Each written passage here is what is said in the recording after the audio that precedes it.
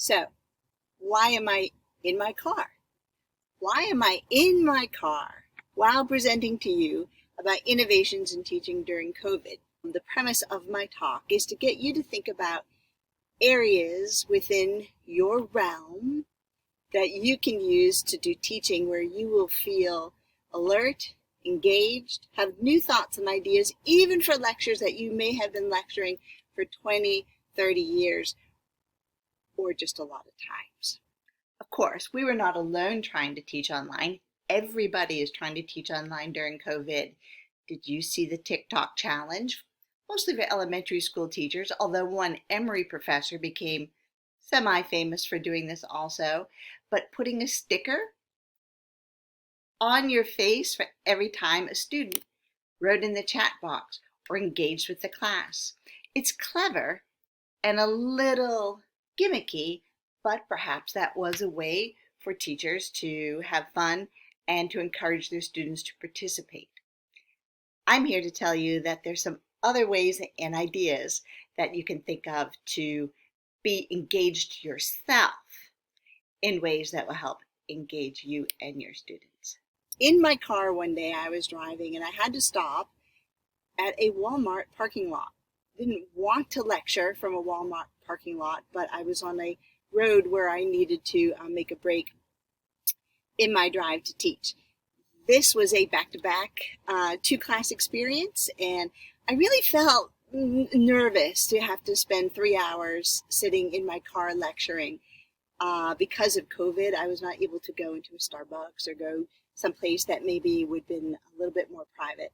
I knew that Walmart parking lots had Wi-Fi, and I know they're pretty easy about people spending time in the parking lots because they permit RVs and overnighters to be able to do these overnight experiences. So I thought, I don't know, I worry about everything and I worried about that. So I was not at peace with this idea of lecturing in my car for 3 hours. So I got a good parking spot and I got into good Wi-Fi, and I launched into my first class on Collaborate, and had really, not just the first class went very well, but the second class went very well. And it really made me think a lot about the delivery of content in different environments, and that while we are in the four white walls of a classroom, there is, of course, intimacy. There is, of course, faces that we can talk to. I mean, we are not trained broadcasters for the news. We don't have training to look at a camera and to speak as if everybody or nobody is there. But we do have our own home and vehicle environments to lecture from. I work with students to treat their own environments as learning labs where they could alter their experiences in ways to enhance their learning and to give them the benefit of being in a home environment without worrying about it, without feeling like it was joyless, without feeling as if that we were at a loss, but that we were potentially on the cusp of some very deep, innovative, and engaging learning. So, very briefly, before I leave my car and go back inside my house, I just want to say that when I started to really dwell a bit about why it went so well lecturing from my car, it occurred to me that I think what was happening was that your car has you primed in a particular type of state of alertness. It's a learning environment. You were in cars where you learned material such as driving techniques and safety and alertness and responsibility.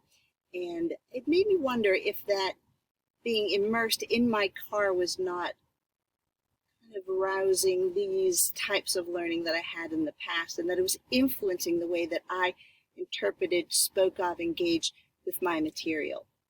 As a developmental psychologist, I am usually always thinking about ways to learn, to innovate, to revolutionize one's development.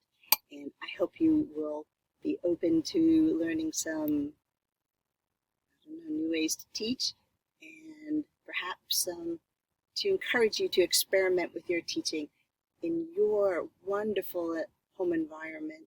as I started to look around my house and to think about my own developmental history of learning, certainly 2 or 3 areas within the environment of the home became apparent as being the house, the learning space of my, intellectual career. One was probably in a bedroom. Now, a bedroom is not the best place to do lecturing for students for obvious reasons. However, it is a good place to have an example. As a child, we're read to often, told stories to, and had our imaginations awakened by others as we kind of made that transition from wake life to a sleep life. So while bedrooms are not going to be a location where we're going to be broadcasting from, it helps you to see my point that I'm trying to make about where learning might be originating. We also have to think about kitchens. There's a study done in the country of Sweden where they looked at the amount of walking that women every year typically did in their kitchens. Now, the study was done in the late 1940s, but the data, I'm not thinking it's going to be that much different than today. They took the points of the sink as a point, and then they took a stove as a point, and then they took like a refrigeration unit as a point or a counter as a point, and they simply just measured how many steps they took over the course of a week, and then they estimated out how many miles, in fact, that they had been walking. And I think to their astonishment, and certainly to my astonishment, what they learned was that the women were walking from Stockholm, Sweden, to the middle of Africa every year in their kitchens alone. When we think about mothers or fathers or whoever is in the kitchen, we think about all of this mileage that's put in that one room, and the amount of time that children will be in that room with mothers or fathers, whoever again is cooking and working in the kitchen, the amount of learning that takes place in the kitchens alone. The psychology studies have talked about the value of having dinners with your family and conversations. But really, when we think about the amount of space, geography that is covered, it reminds us, almost as if you want in your imagination to think about a child or a toddler on one's hip, walking from a distance such as from Sweden to the middle of Africa every year. What are you going to talk about? What are you going to be learning? What kinds of conversations are going to be about food, or about what you remember, or what you heard, or what the neighbors are doing, or what grandma and grandpa are doing, so on and so forth. So in our kitchens, I think is an awesome place for you not only to feel the impact and history of your own learning in a kitchen, but to lecture from your kitchens as a way to engage students in their own learning history. So there's always a mirror image to everything that I'm saying. So if I say, try, I know it sounds a little outside the box, so to speak, but try sitting in your car and doing your lecturing. But also ask your students, as the other part of the mirror, to sit in their cars as they listen, to see if their learning is enhanced and they're understanding material in a new way. If you are in your kitchens, occasionally I would be making bread on Fridays, and I would have the first 10 minutes of class in my kitchen, and I'd knead bread or get it ready for proofing, and I would have students in my personal realm of kitchen, and I would start to talk to them about the bread a little bit and transition into the material for the day. Have them stay in their kitchens. Ask them, heighten their awareness. Have you ever tried to listen to a lecture while sitting in your kitchens? Another part of the home that I think is really important for us to look at as a place of potential, and I found this very moving and engrossing, was the use of windows.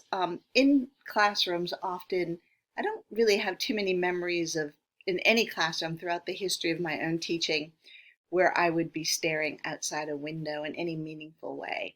However, as I sat at home, using again my environment of my home as a learning laboratory from my own personal history, our personal histories all together, how much we learn from looking out the windows of our house, the excitement of the trash truck coming, the excitement of the weather changing, the excitement of looking out to see who's coming home, the excitement of looking out the window and seeing neighbors walking past, our understanding of seasons, our understanding of how people communicate, of vehicles, all happening outside of our windows.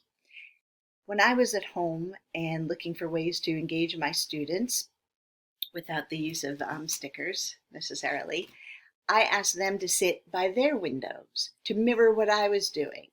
I had a remarkable day when I was looking outside at my garden, and some butterflies came and sat on a flower. Now, as an event with me at my house, that might be fairly common, but for me to be talking about whoever, Jean Piaget or Erik Erikson, typical fare of a psychology professor lecturing, I was looking at the natural world in front of me, and I was thinking about this theory, and I was having this moment of this beautiful encounter between the butterfly and the flower.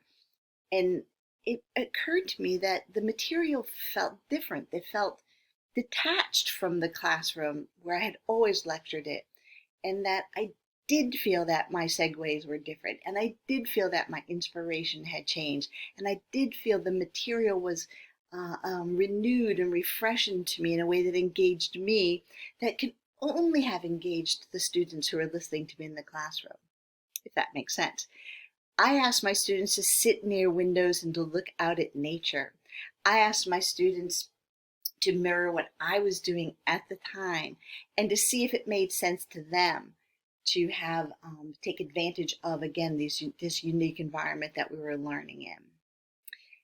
One last thing I want to say, just to kind of get you thinking about having experiences that you can do only at home with your students versus in the white wall classroom.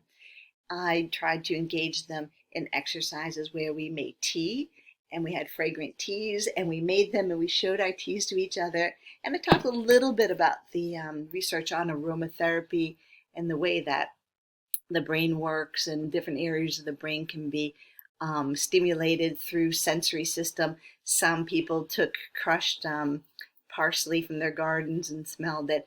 Some people burned some incense or some candles, but to use aromatherapy as a way to bond us as a group together, but also to really tap into a form of learning that is not possible in a classroom.